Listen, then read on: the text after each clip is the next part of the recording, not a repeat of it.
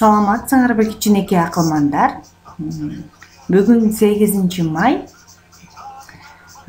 Эртең бир күндөн кийин балдар. 9 май болот, 9 май бул жеңиш күнү. Жеңиш күн майрамы.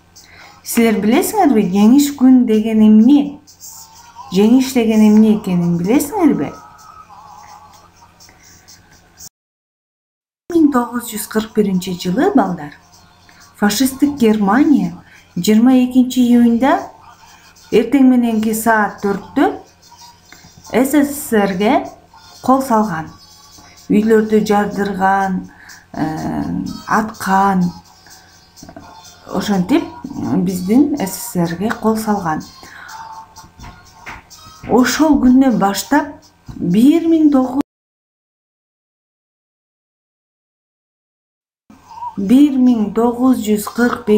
жылга чейин 4 жыл согушушкан. Биздин адамдар, байкелер, аталар бардыгы, кичинекей балдар ошол убактагы бардыгы согушка кетишкен. Автоматтарын көтөрүп алышып. Көрдүңөрбү, канчалаган адамдар согушка кетишкен дагы ошол жерде 4 жыл бою согушушкан.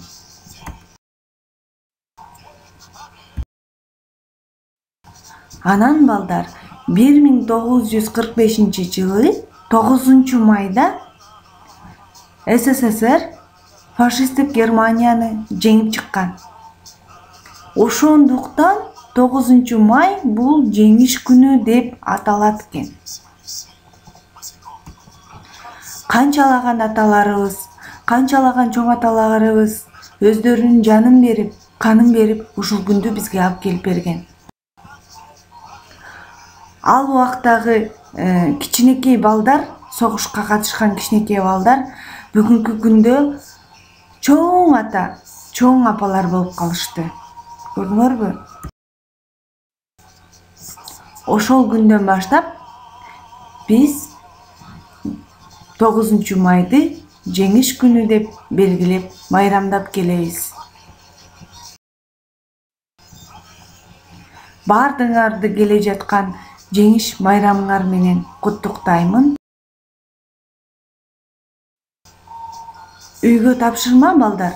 Жазуу дептериңерге 9 май, жеңиш, тынчтык, майрам деген сөздөрдү бир катардан жазып чыккыла. Мисалы 9 май деген сөздү бир катарга жазасыңар, экинчи катарга жеңиш, анан тынчтык, анан майрам.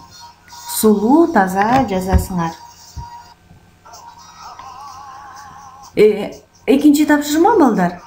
Тынчтык темасында чакан аңгеме түзөсүңөр. Тынчтык деген эмне?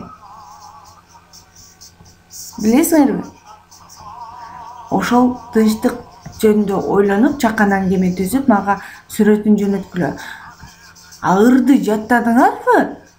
Тынчтык керек деген ырды жаттадыңарбы? Ким жаттай элек? Жаттап туруп мага айтып бергиле балдар. Жаттабай коюш болбойт. Саламатта калгыла.